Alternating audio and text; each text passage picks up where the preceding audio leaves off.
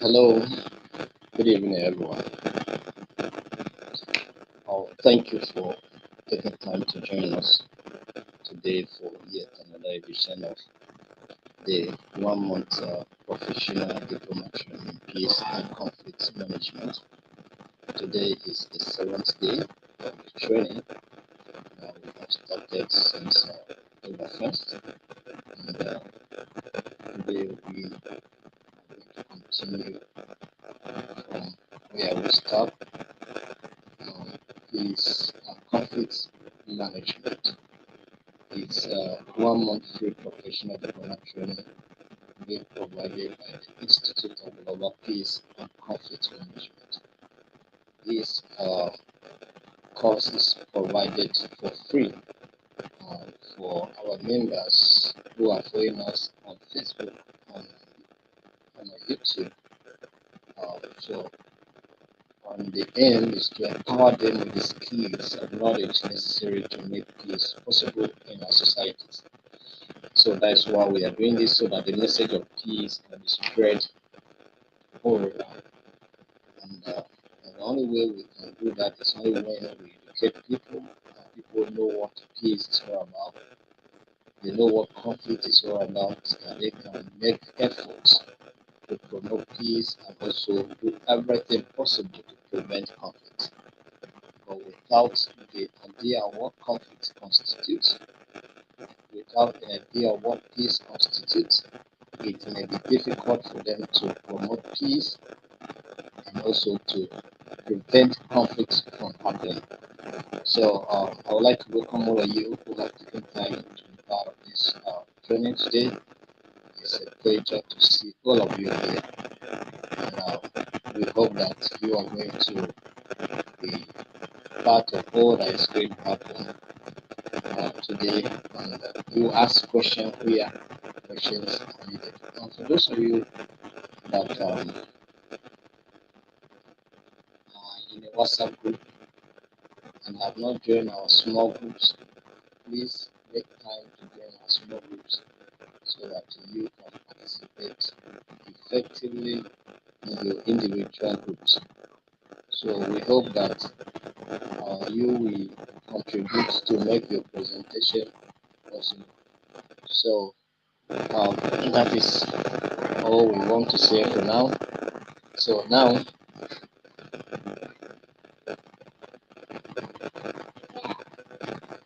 for now, I'd like to welcome all of you once again to today's training. I hope you can hear me.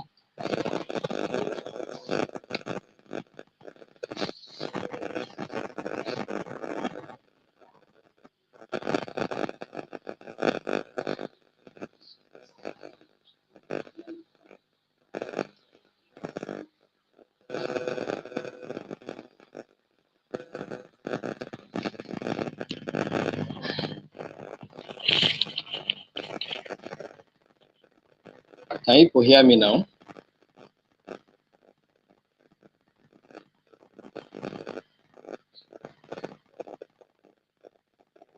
Yeah, let me know if you can hear me loud and clear.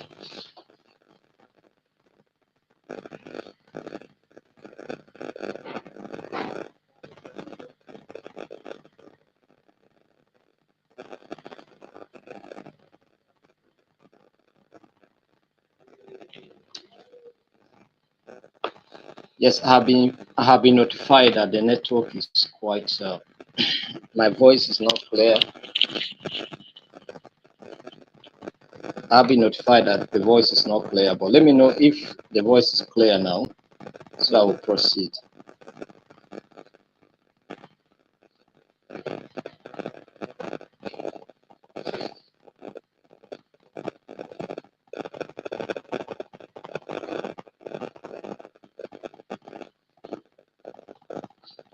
Okay, from what I can see from the comment section, the saying is clear now, so we can proceed.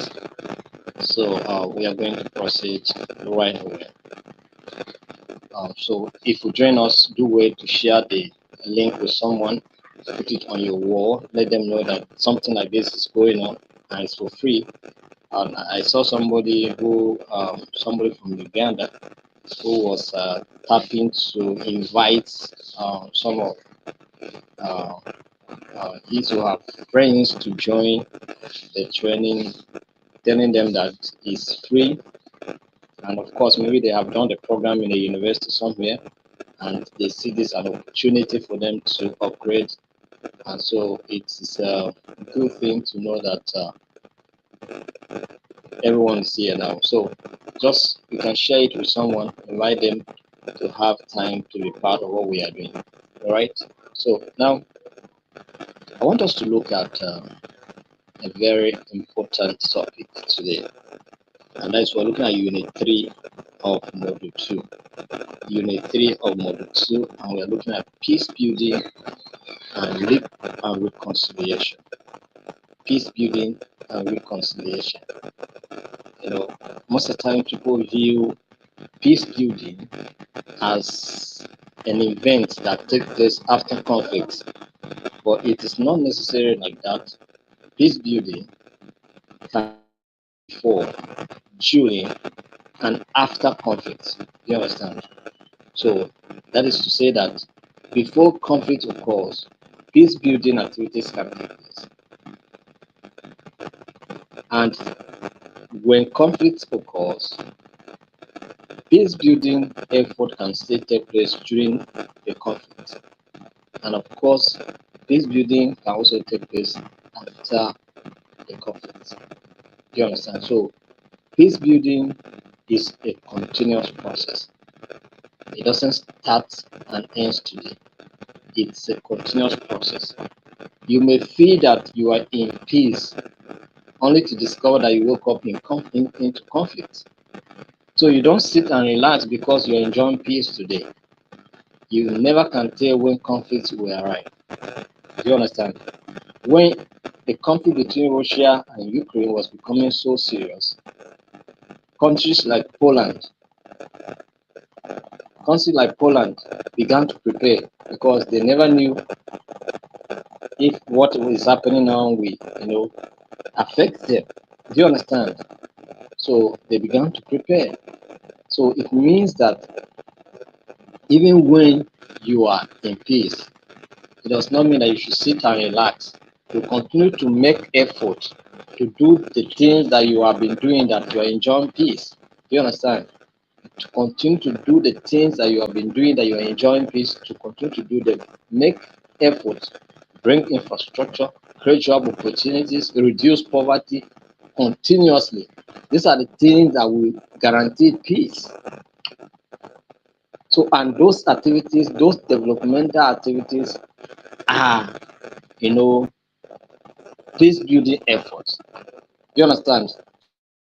So they will reduce the chances of conflict being occur. But when you forget, you don't care about the unemployment rate, you don't care about the poverty issue, you don't care about economic difficulties that people are going through, you don't care about injustice that are going through, people are going through, you don't care about um, you know conflicts that are happening, kidnapping, insecurity issues that are going. I can guarantee you that sooner or later you will begin to experience real war. You understand? So that is the reason why it is important for us to build peace continuously. Peace building effort is a continuous effort. So, and when conflicts arrive, it is not a strange thing you have been expecting. That's why you were doing something like to prevent it. So when it arrives, it will not be difficult for you to be able to work it out and resolve it. Do you understand? So peace building efforts must be in place at all times. Whether you are enjoying peace today, if your country is in peace today, don't sit and relax. Continue to do things that will prevent conflicts from happening. You understand? Because we all know that where peace is, conflict will find its way there. And where conflict is, peace will always find its way there. So never forget this thing. You understand? So that's what it means. So, but what is peace building? All right. What is peace building? Let's look at some some definition we have here. So what is peace building?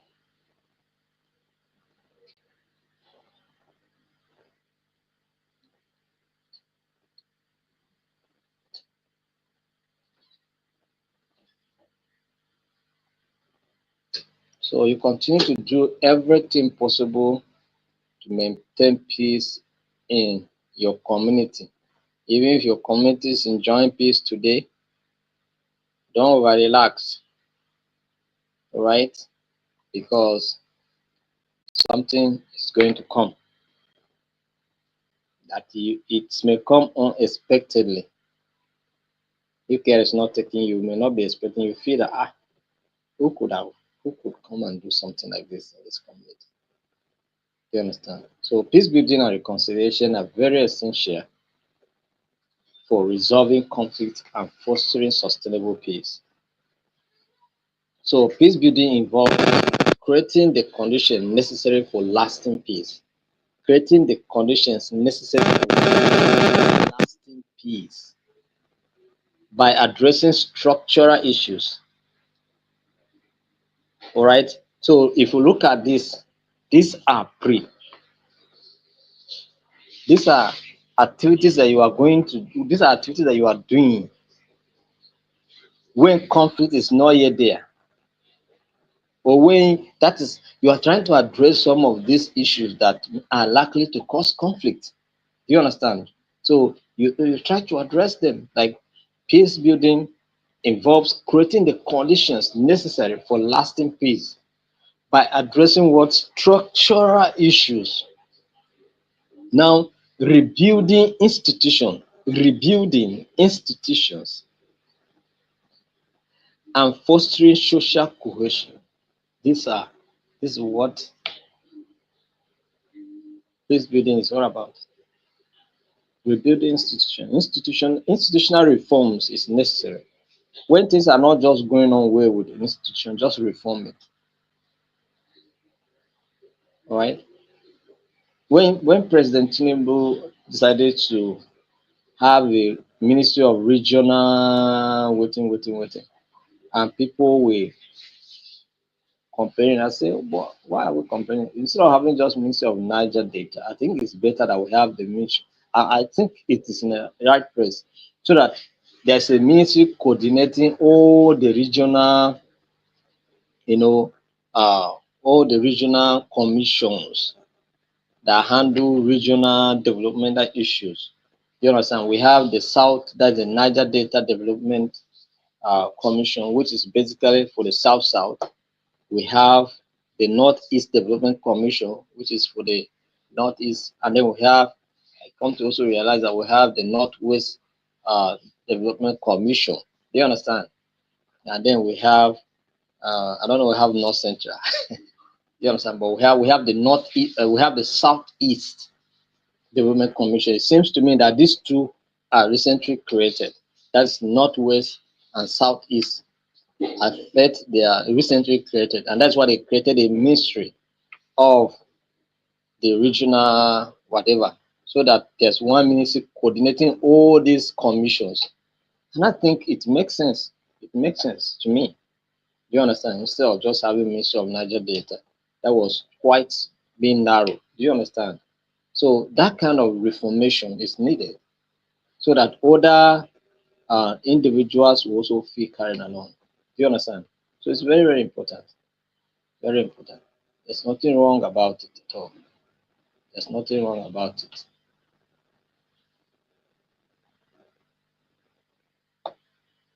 All right. So institutional reform. So rebuilding institutions and fostering social cohesion. All right.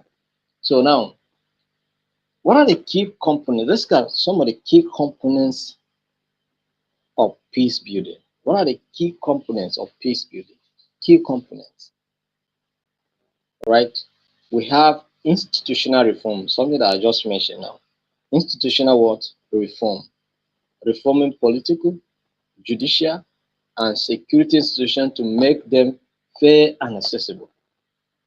We wanted to have electronic voting in Nigeria at some point in time, but you know, A lot of things went wrong. Just everything went wrong. All the efforts young people were making to make sure that we have electronic voting so that the issue of conflict or political crisis, or whether during or after, will be reduced, yet we did not achieve it because of so many misinterpretation, or so many, I can say, misinterpretation of the law. You understand? The judiciary just give a very sad interpretation of what was portrayed to be an electronic voting. You understand? So, and those who want it favors them, and then it goes. So it's like we have to put in more effort again to make sure that we have what we call electronic voting, regardless of whatever. You understand? So it makes everybody weak, but institutional reform is very, very important. You understand? It's very important. So political reforms, like political parties, also need to be reformed.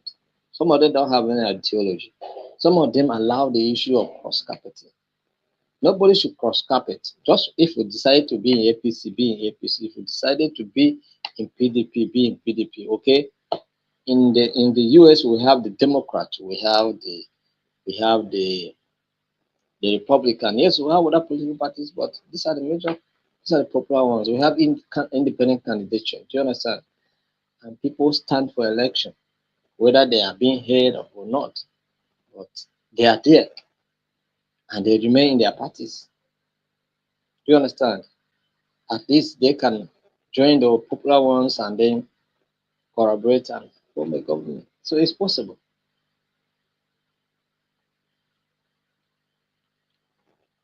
So, but we need to reform our political situation. We also, security institutions need to be reformed, because the productivity of the security architecture in this country, like in our country, is not quite okay. So even in your own country, if the security architecture is not giving you the result you want, it should be reformed. There's nothing wrong about that. There's nothing wrong about it. So you can reform the institution and make them function better. Because sometimes you discover that this, in our own situation here, at some point, the security institutions were being accused of colliding with what? With the bandits or with Boko Haram uh, terrorists. So these are the issues. So you need to, that's the reason why you have to reform, so I can make them function better. All right. Then we'll talk about economic development. Yes, you have to provide infrastructure, social amenities, all right? Build schools, reduce poverty, reduce inequality. Let people have something to eat. Let people not be going hungry, because a hungry man is an angry man. So if he's hungry, don't expect him to promote peace. He's not looking in the angle of peace.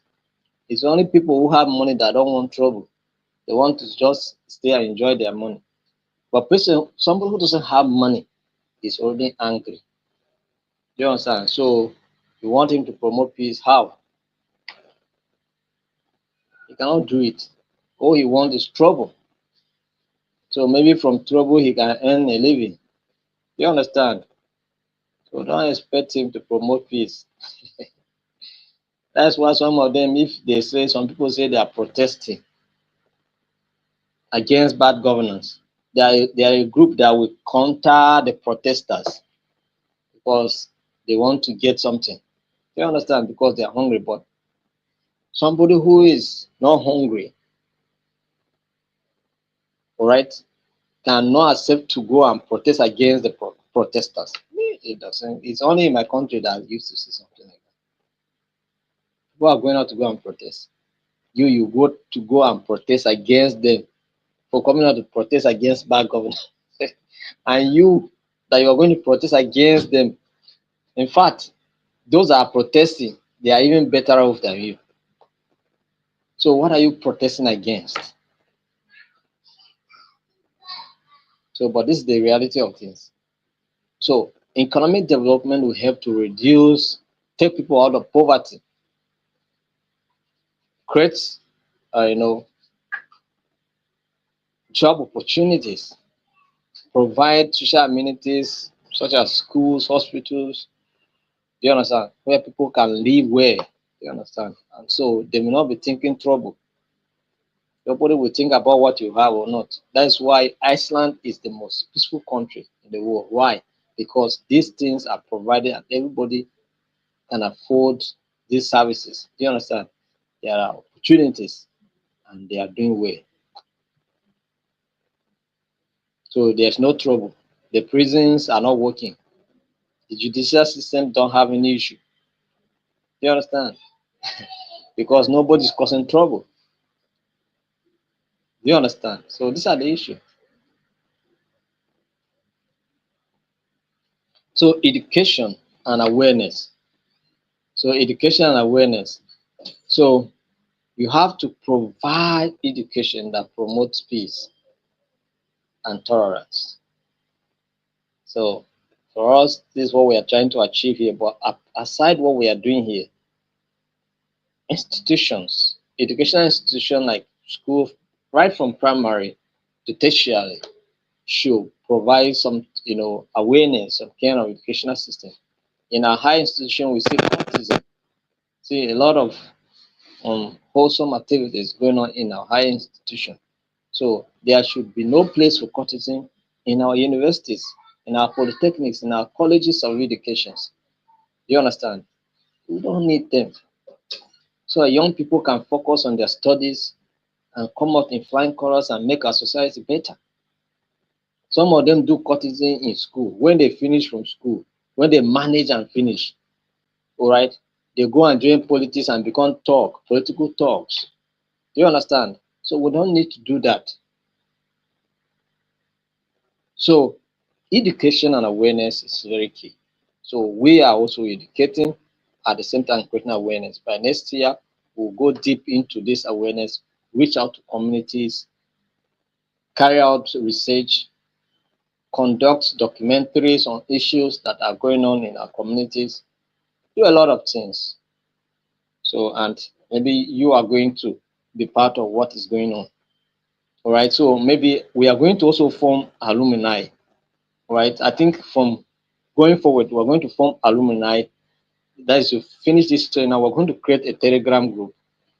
Telegram group can take as many as thousands of people. Do you understand? So we're going to create a Telegram group so that when you finish this training like this, we'll add you in that group. All right. We'll add you in that group so that we can know what is happening in your own country as well. Maybe we can collect a kind of database. You can also carry on some research, look at what's happening in your country, the kind of conflict that is going on in your country, or injustice that's happening in your country. We may be getting those kind of reports so that maybe in your country, we can also try to create a center so that we can be working together all around to make sure that we have peace globally. Do you understand? So, and we start from being an alumni so that we can put our effort together, we can put our knowledge together, we can put our skills together, and then see how we can reach out to many people and resolve problems in our communities. I think that is going to be a good idea. If it's going to be a good idea, let us know because we were just considering it today. So, okay, some people are saying it's a good idea already. I get a point now. So, it's a welcome development.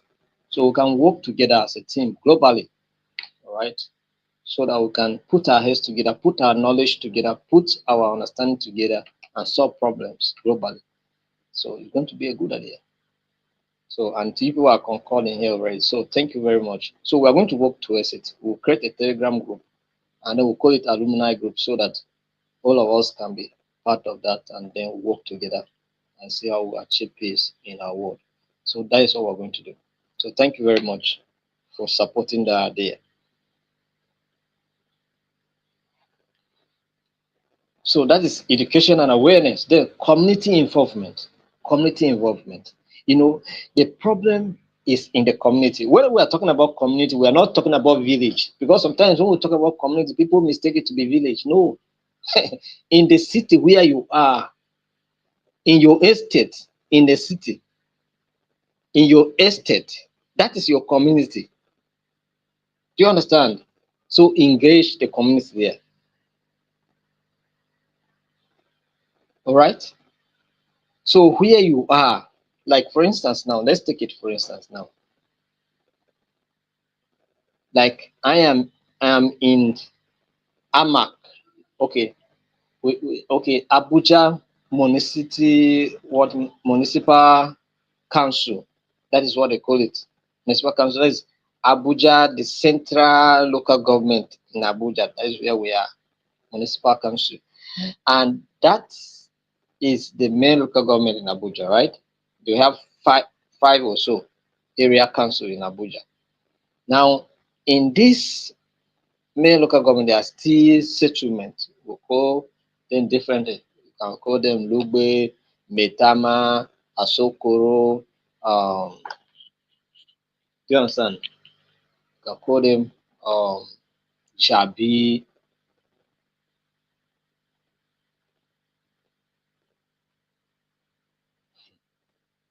and so many others. Do you understand? So we can call them Soka,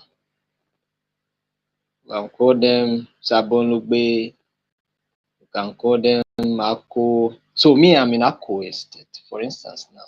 So in that estate is my community. So I have to engage them. So community involvement.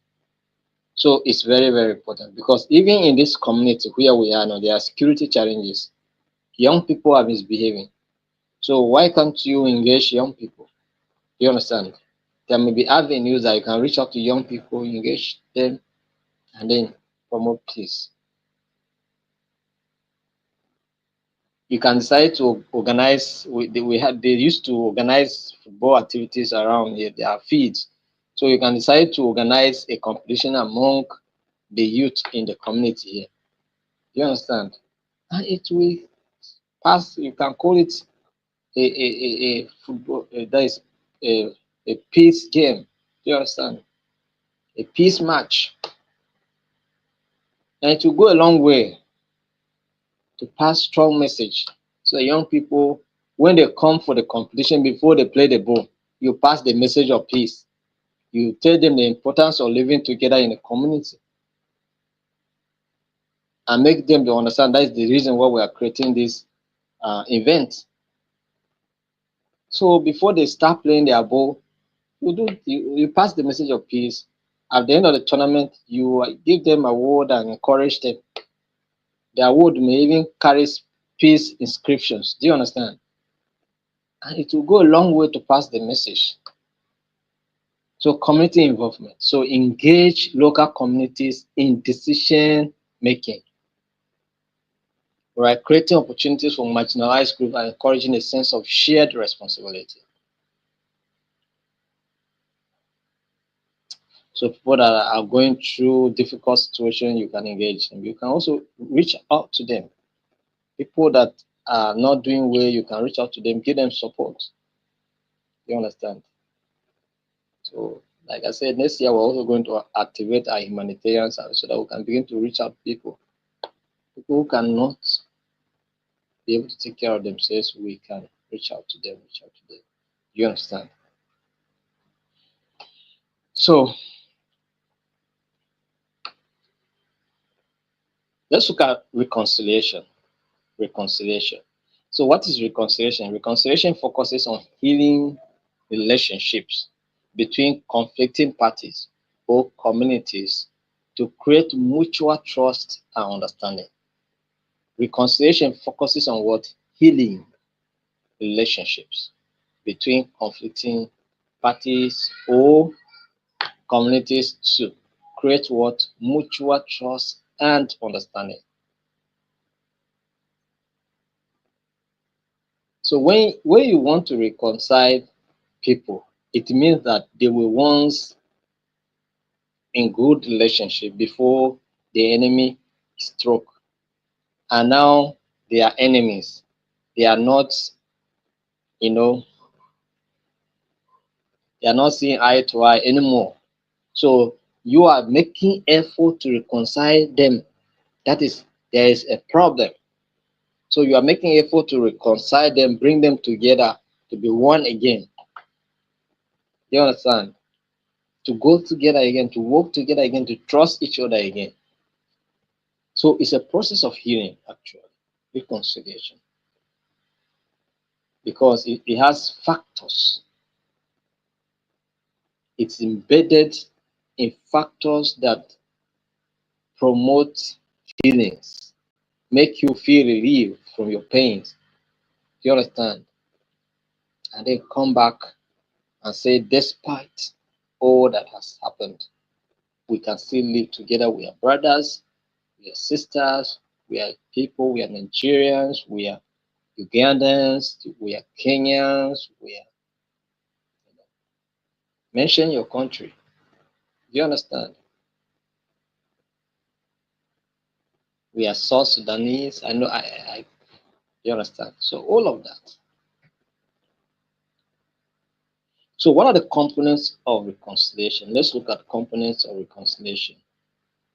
One is truth telling. Truth telling. You understand? Truth what? Telling.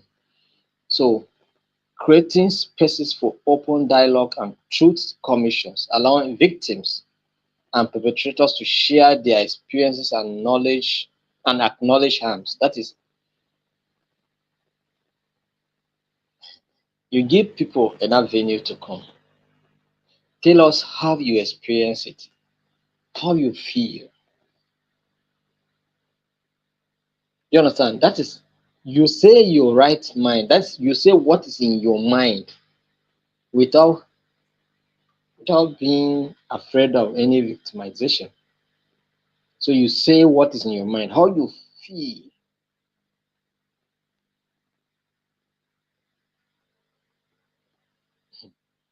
Have you ever seen a situation whereby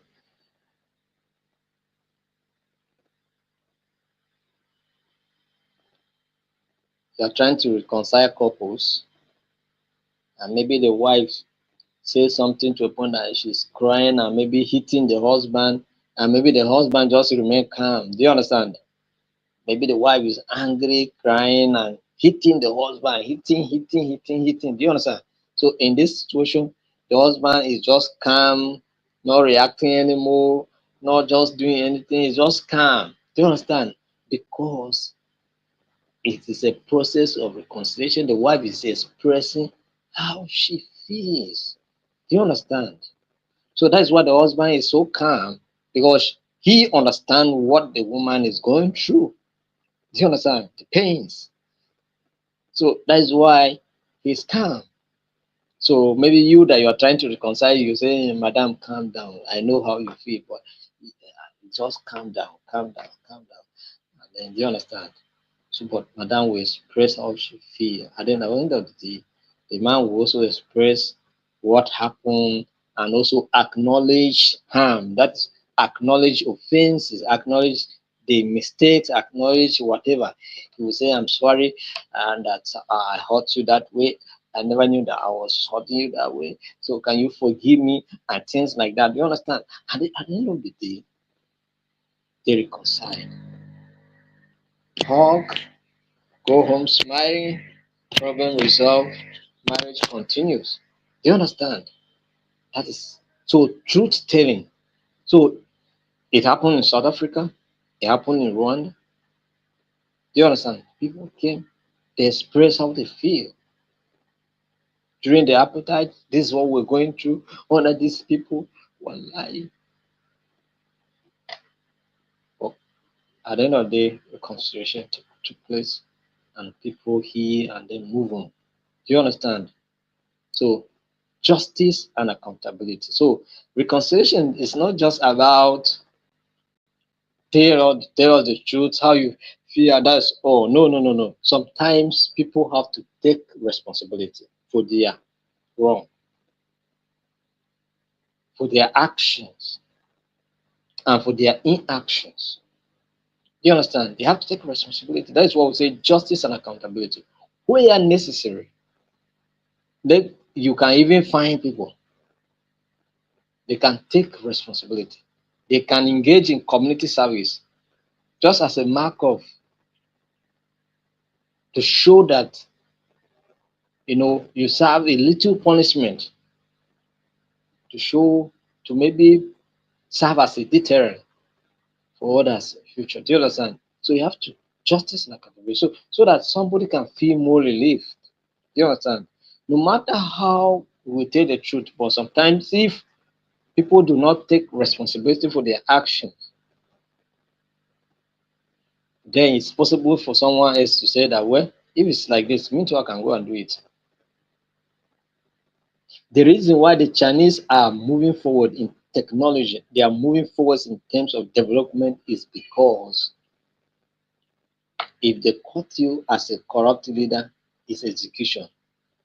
Once you have been convicted as a corrupt or you stole money, execution. So do you understand? So they have no tolerance for corruption.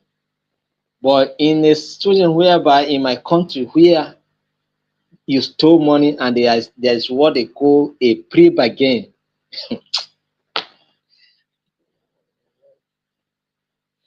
They call it a pre-bargain. I'm saying go to EFCC, you see what I'm talking about. They say a pre-what bargain. It means that you stole 100 billion and you are willing to return what is called maybe 50 billion.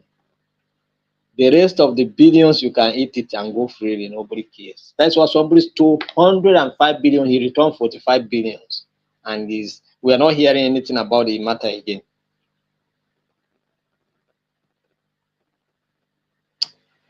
So tell me why I will not go and steal. I will steal now, steal plenty. So that when they come, one will buy lawyer. Number two, we can also do a pre-bargain and also pay some other relevant individuals to make sure that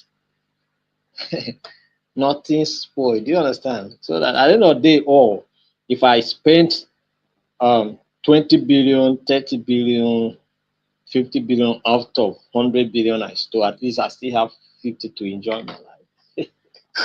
So why won't I still? Tell me.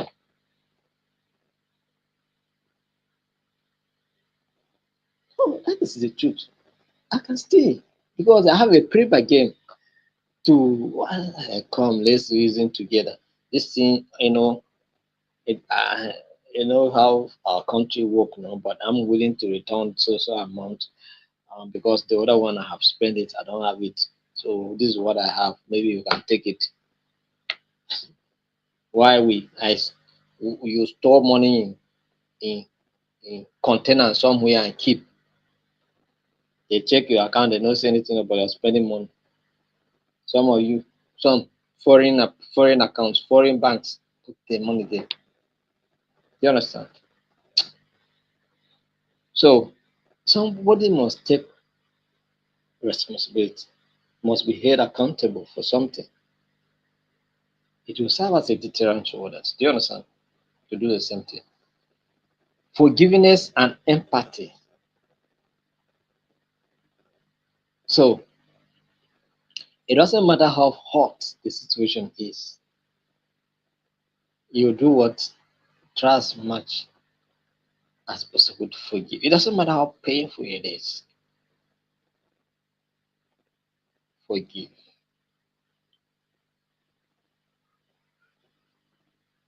Because sometimes if you allow yourself to be so bitter,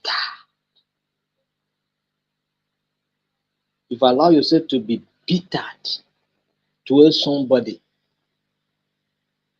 certain things may happen to you. You know that bitterness is the root of witchcraft. So you are bitter to a point that you are becoming a witch or wizard. You begin to do terrible things because of bitterness. And another thing is that bitterness can also cause insanity. That is, you are so bitter to a point that you become mad. So does it worth it? Free yourself. That is, when you are bitter, you rather imprison yourself in the sales of bitterness. Do you understand? So it's better you forgive and release yourself from that sale and be free. That's why some me I made up my mind. I made up my mind. Right from time, I cannot hate anybody because it doesn't matter what you do. So far as you don't take my life, no, no, child. I can move on. Can move on. Can move on. I free easily. That is, I forgive so freely, like nothing. Do you understand? Nothing. Move on. So far as it's not my life that you touch, that's my life, nothing. If you like come and take this job that I'm doing, I don't care, I'll still move on. Do you understand? I can move on. I can move on, go my own thing. Forgive and move. Forgive and move. I'm not saying you should come and offend me, no. Uh-huh. Gosh. The offender too will suffer. That's what they say, woe to those that bring offenses. So, so don't come and offend me. So that there will be no woe to you. So that's it. So, but what I'm saying is that we don't wish offenses to come, but when they comes, what do? Forgive and move on with your life. Don't tie yourself down in bitterness. Because when you are bitter, you don't think straight. And then another aspect is try to also put yourself in the shoes of others. If I am the one, how will I respond? How will I react? If I were the one that this very thing was done to me, how will I react? So when you ask this question, how would you have reacted if it were you? Then it will help you to know that the reaction of somebody was just equal to what you would have also done if it were you. Do you understand? So forgiveness and empathy is important. So encouraging forgiveness can be a profound step, right? But let it be voluntary. Nobody should be forced to forgive. It should be a voluntary thing. Voluntary to forgive. Cultural and religious programs. So many peace building organizations work with local leaders to create programs that foster understanding and unity across cultural or religious divides. Interfaith programs. Do you understand? We can organize interfaith programs,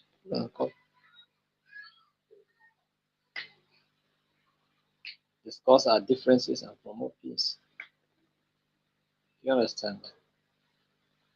Because we are in multicultural societies, multi-religious environment.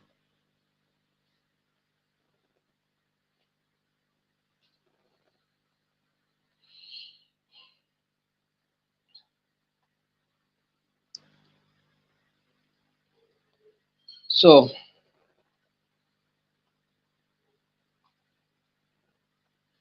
let's look at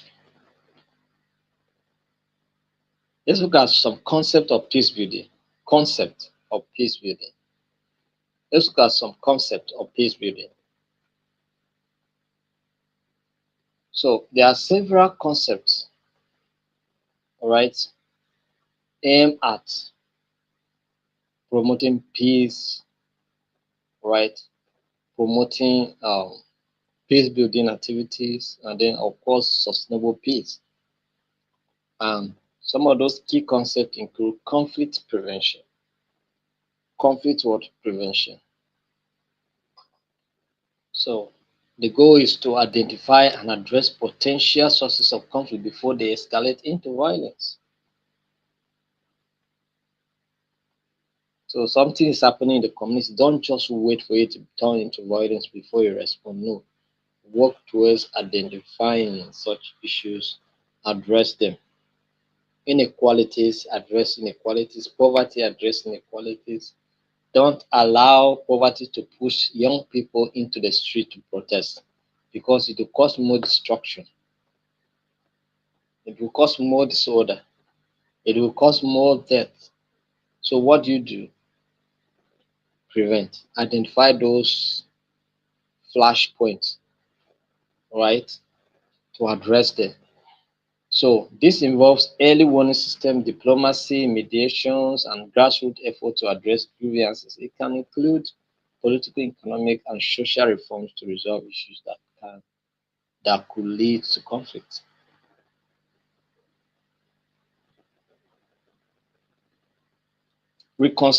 Reconstructions and development.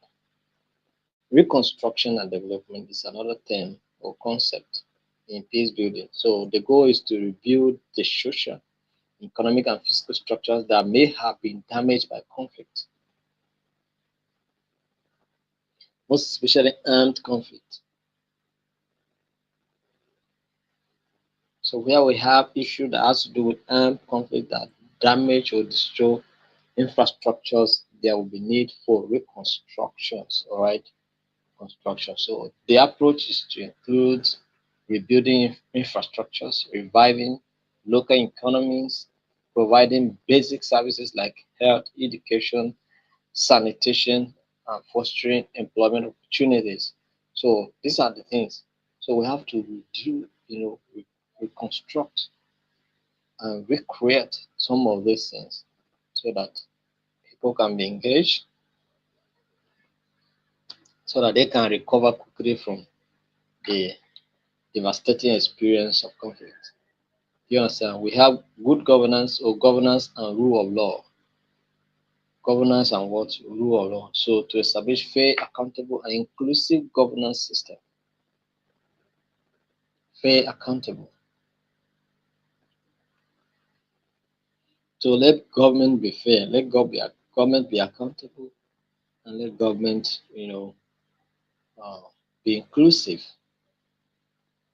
Carry everybody along as much as possible. Let people have a sense of belonging in every government. Do you understand?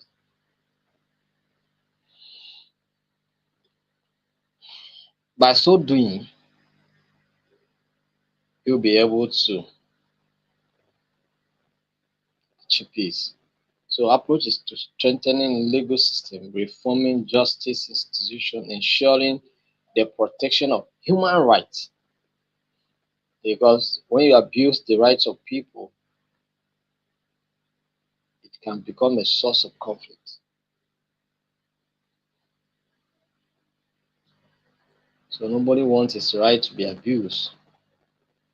Right? Nobody wants his right. Security sector reform. Security what sector reform. So to create professional and accountable security forces that protect rather than oppress citizens. Protect rather than oppress.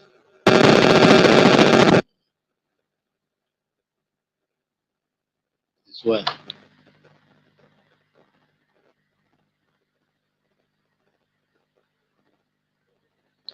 So that's why we need to reform some of these security sectors.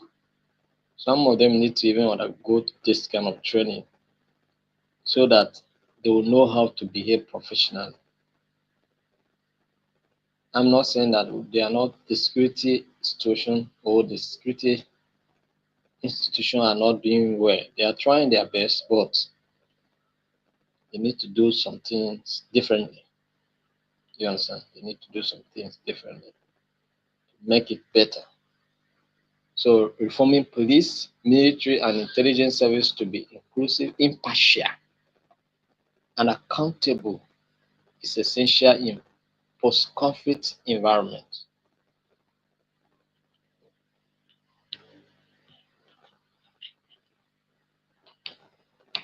Impartial.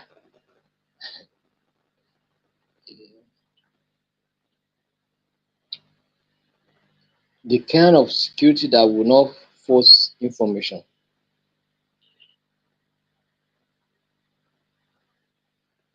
And so whereby you have an issue with a security personnel, and then they come and give stories and say that you were threatening them, or you remove a gun, or you carry a weapon against them, when there was nothing like that, and give reason why you receive kind of treatment you receive. All those things. So social cohesion and community building. We are looking at concept in what? Peace building, social cohesion and community building to rebuild trust and solidarity among diverse groups. One of the things that we need to do is to rebuild trust and solidarity, because that trust was broken since 1963. You understand? The trust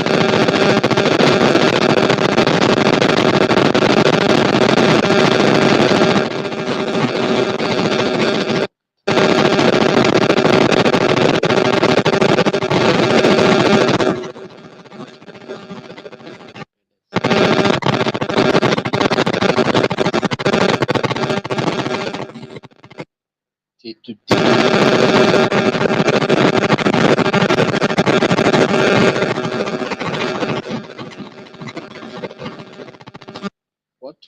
what we are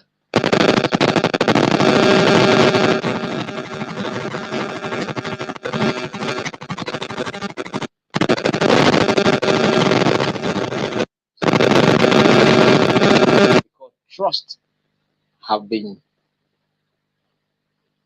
tampered with,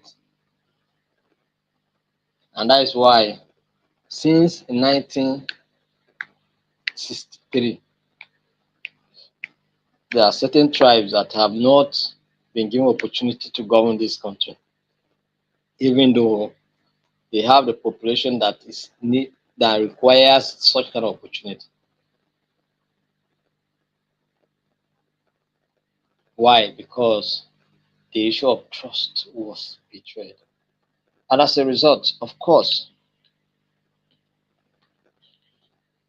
there's a need for what? For rebuilding of that trust. And one way we can rebuild that trust is to reconcile, genuine reconciliation.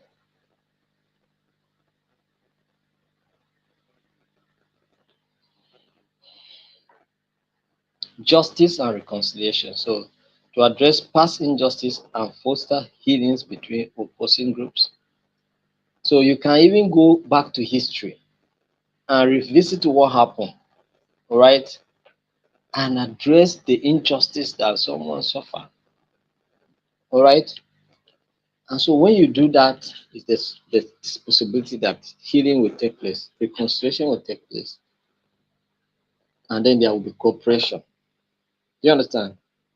So, but in situation whereby there is no reconciliation, there's no healing, cooperation will be very, very difficult. What you will always see is resistance. You meet individuals of recalcitrant attitude. They don't care. Economic empowerment and development. So to promote equitable economic opportunities and reduce poverty, which can fuel world conflict. So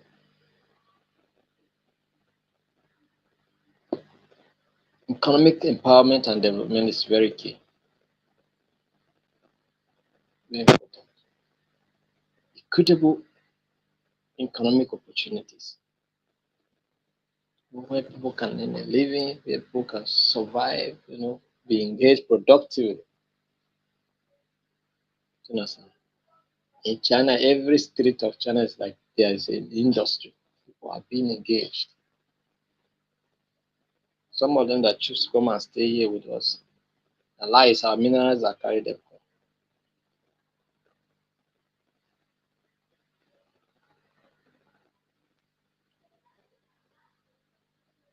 So job creation, fair resource distribution, and development initiatives help address economic disparities, which can be sources of conflict.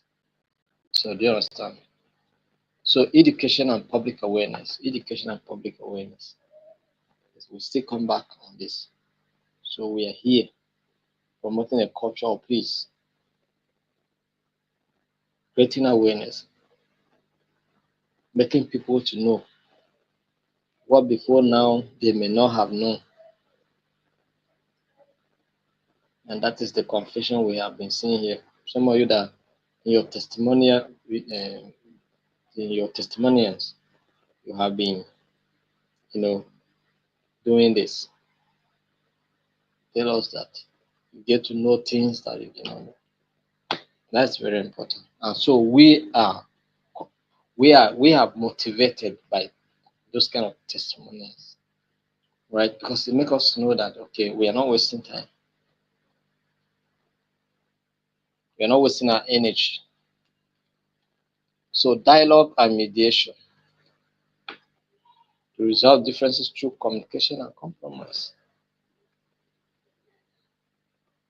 So facilitating dialogue between conflicting groups with the help of neutral mediators can help both sides find common ground. It's very important.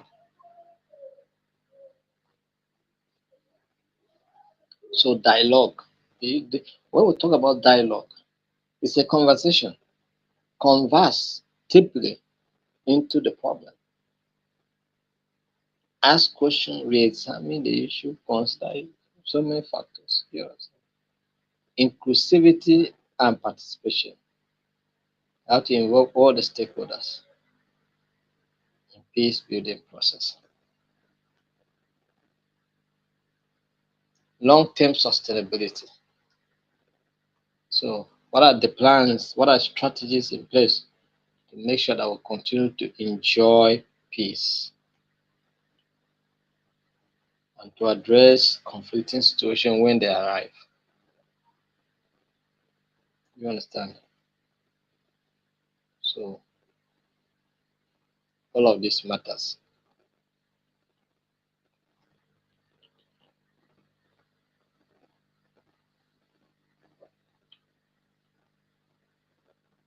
So those are the concepts in peace building. So we'll be looking at the role of reconciliation in post-conflict societies. Role of what? Reconciliation in post-conflict societies.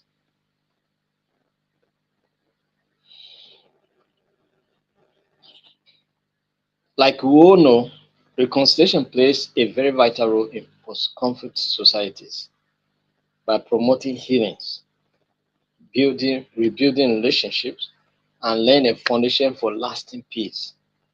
Right? So that's what reconciliation means to us.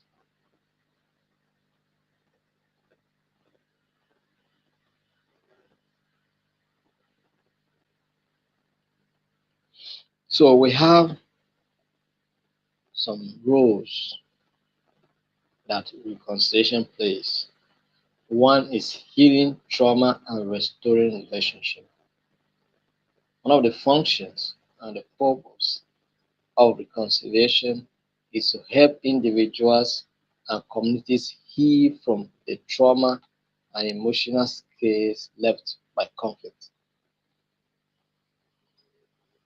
So reconciliation will help you to get over past incidents that make you feel bad, that made you feel traumatized.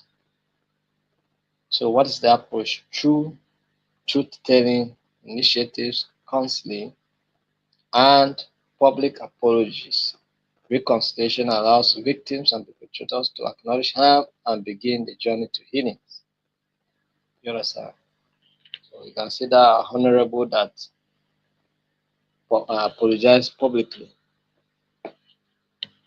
right? So it's very, very important. Promoting social cohesion. By fostering social cohesion, reconciliation encourages the rebuilding of trust and solidarity within and between and among communities.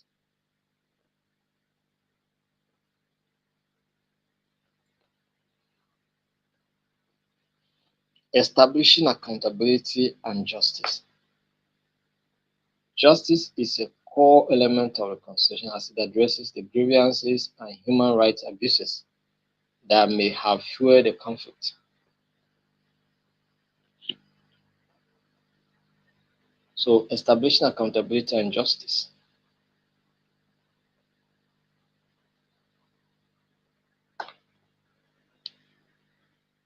So when where people's rights were abused, let people be held accountable. You understand? Let people be held what? Accountable. Let them take responsibility of what happened. Let them be held accountable. And let justice be served. Encouraging forgiveness and empathy. Right. Preventing recurrence of conflicts. Yes, one of the purpose of reconciliation is to help break the cycle of violence by addressing the root causes of conflict and creating mechanisms for peaceful dispute resolution.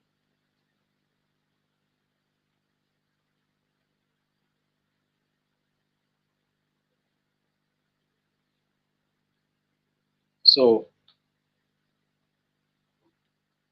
there may be conflict that has happened, but one of the goals of reconciliation is to make sure that those conflicts does not repeat or does not occur again.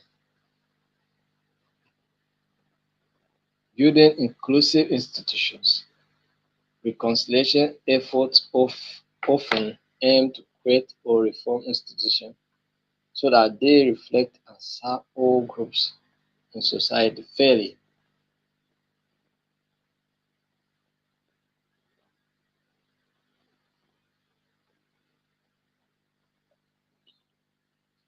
Transforming identities and narratives.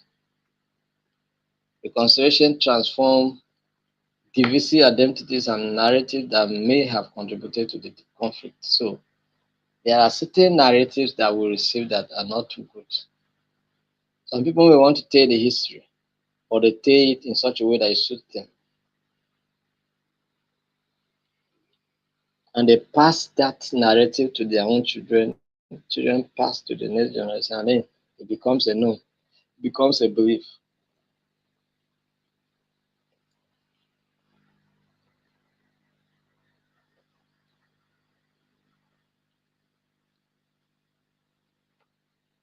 Empowering local leadership and ownership. So you have to carry the community leaders along, carry everybody along. Let them know what's happening in their community. If they want it, they will cooperate with you. If they don't want it, they will tell you. Reintegrating former combatants.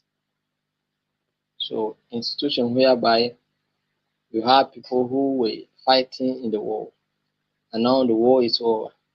What do you do with them? You reintegrate them into the society, into the community. Let them also become part of the community.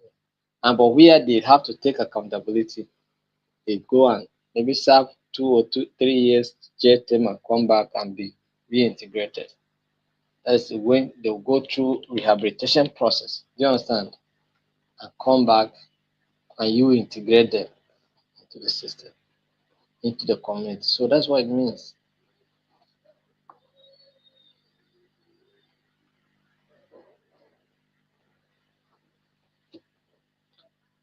So the last topic we are going to consider for tonight is transitional justice mechanism. Transitional what? Transitional justice mechanisms. Transitional justice mechanism. Transitional justice mechanism.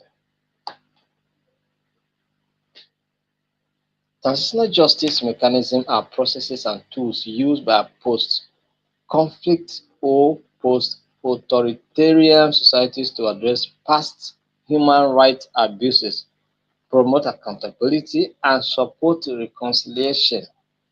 That's what transitional justice mechanism stand for. So,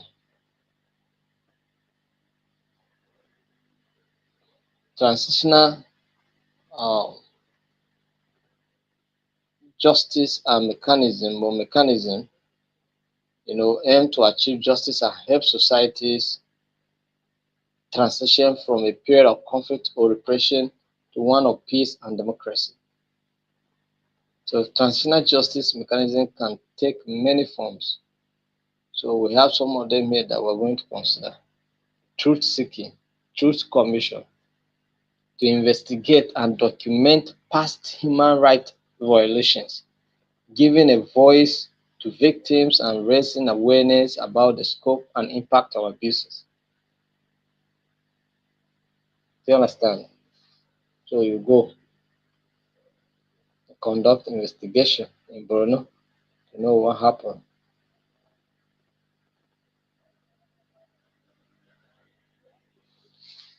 We have this in South Africa, we have this in Rwanda, so we didn't want to go deep into it. Prosecution, I mean, it happened in Rwanda, it happened in South Africa. Truth seeking, that's truth commission.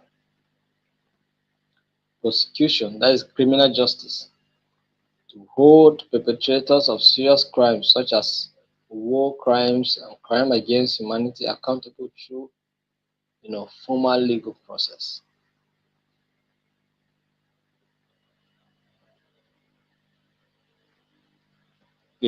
Reparation, to provide compensation or other forms of redress to victims of human rights violations, acknowledging the harm they suffered. You have to compensate them. You have to restore. Sometimes it may be something that needs to be restored. Maybe someone took your land unjustly, so the land has to be restored. That is reparation. Do you understand? It has to be restored.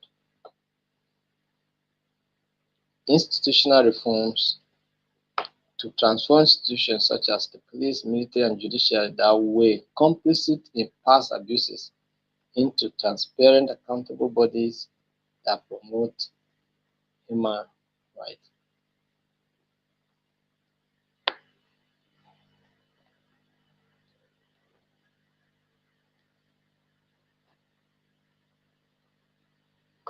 Memorializations, memorialization, memorialization, and public acknowledgement. So to commemorate and honor the victims, preserving the memory of past atrocities to ensure they are not forgotten. Like the civil war that happened. I don't know whether there is anything in memorial to show that, okay, this is what happened in Nigeria. You understand?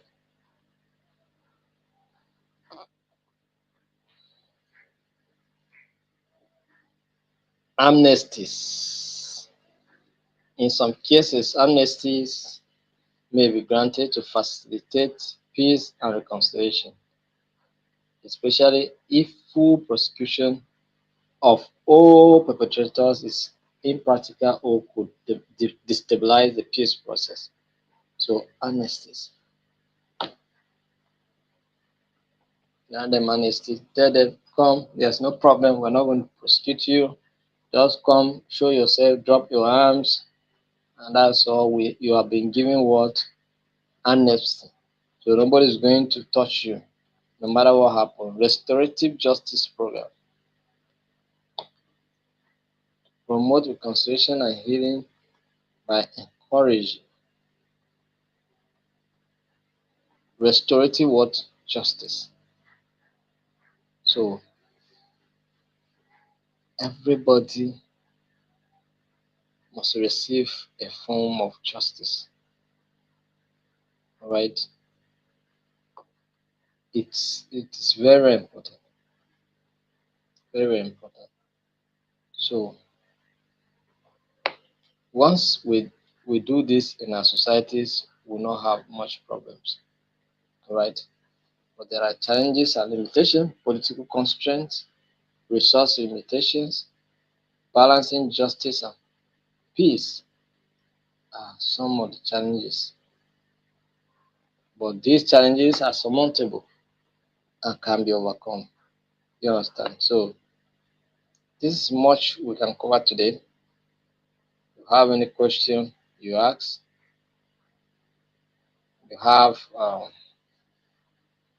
any complaint, you complain. All right.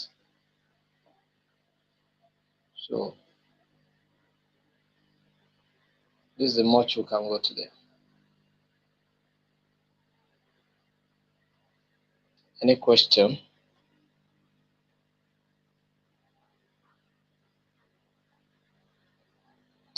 If there is no question, I will see you.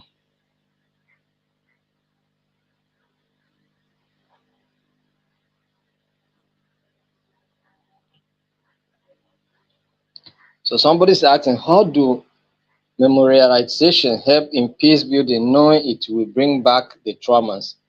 It may not bring back necessarily the traumas. Once you are able to tell the truth and forgiving, and you raise a memorial, it only reminds people to avoid taking certain steps. Do you understand?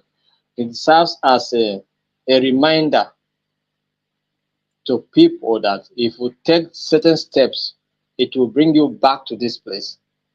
So it will give you this kind of pains. So it's rather help to prevent certain course of actions that may make people to take if they never knew what happened. You understand? I can tell you for sure that there are certain things that are in place that can, no matter what happen, certain steps may not be taken. Do you understand? Do you understand? So it's to some extent it may serve as a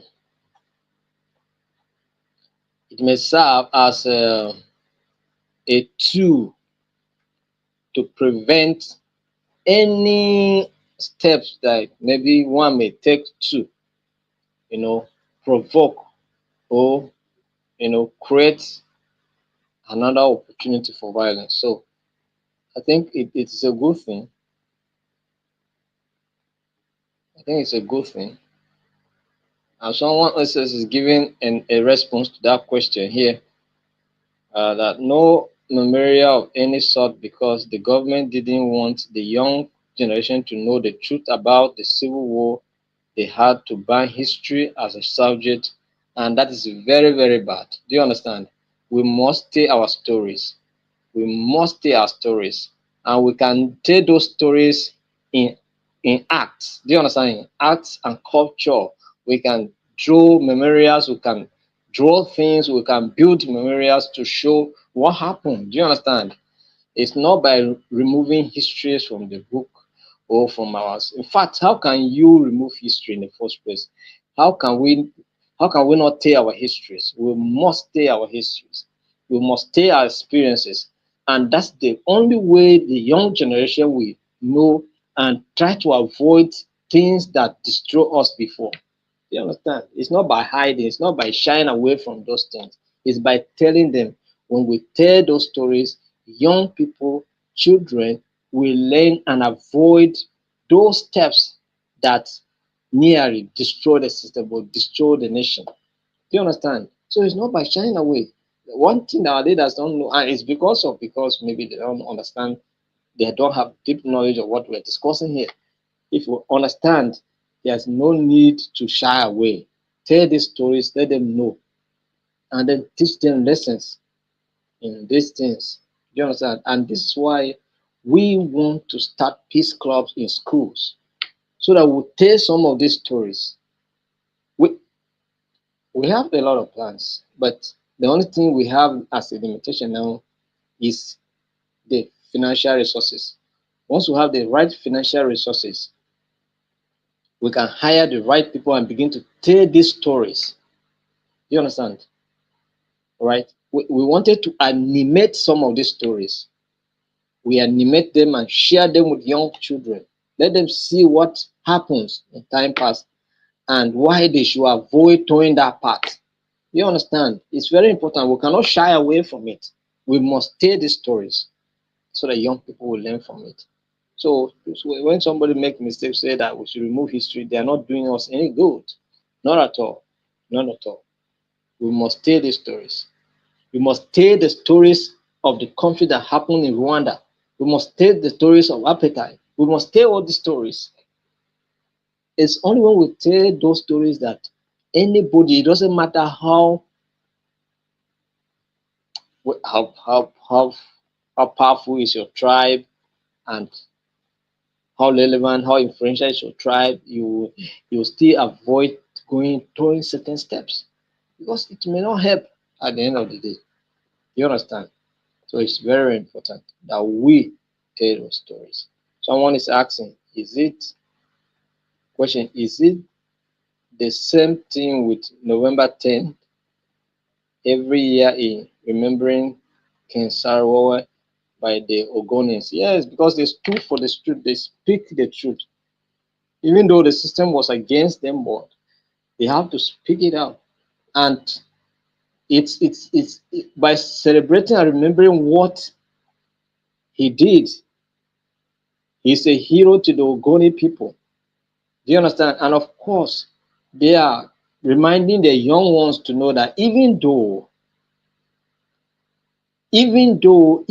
if you tell the truth, you stand for truth and you speak for truth, and even if you die, your effort is not in vain. You understand? So they are telling young people to know that you can stand and fight for justice, even if it takes your life. And that's why they are remembering that man and celebrating what he did. You understand? He spoke, he stand in the for, for truth, even though the system was against him, but he did what he could do for his own people. You understand? So that is it.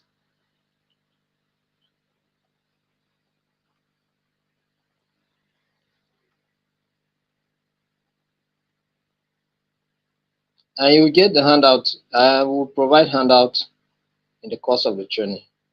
Put it together and give it to you.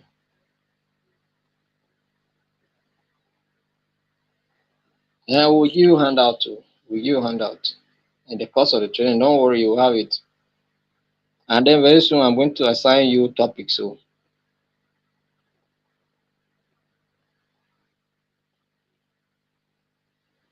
if you cannot reach out to your group members, chat, just send a message in the ADR group. It's not on other group. Just go to ADR group. Should be you can access ADR group now. I think it's not locked. Go and ask the question there that anybody from group 19 should help you. And if it's about your certificates, if you cannot access them, reach out to me that you have problem with your WhatsApp. I know you very well, so I can help you to get your own certificate. So you don't need to be disturbing yourself. I'm talking to you, Mrs. Obi. I know you very well, so I know that you will not come and be lying to me. So if you are not reaching out to your group leader to get your serial number, I can get you a serial number and you get your certificate.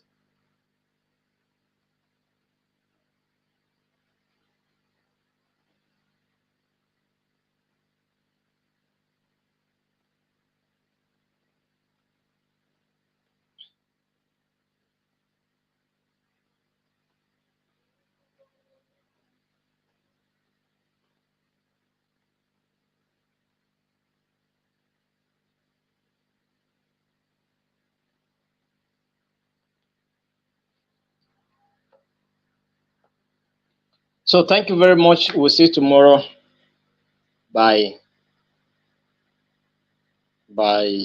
7 p.m. And then of course, like the issue of the alumni we'll talk about. So we're going to create a group and then we'll start with even people that did training on ADR, people that did training on the peace and sustainable development, and those that are doing this training, so that they can be part of that group, and then we'll form an alumni and begin to work together globally, so that we'll have people representative from other countries, and we'll be chatting cause of peace globally, sharing ideas, transferring ideas and strategies, different places, and making them work for us. Thank you very much. See you tomorrow.